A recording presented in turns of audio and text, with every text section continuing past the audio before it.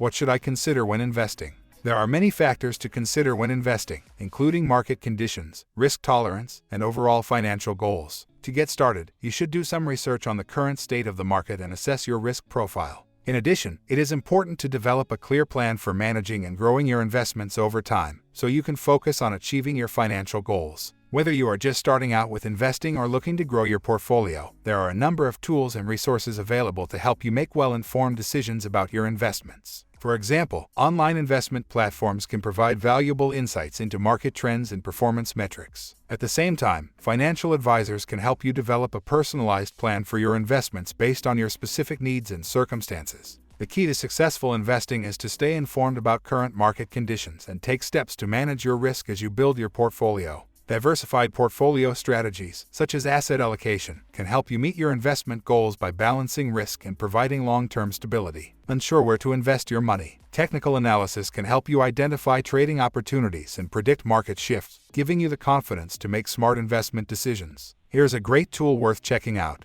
Affiliate disclaimer: Moovmynt is supported by the people. When you purchase through links on our site, we may earn an affiliate commission that helps support our website and its content.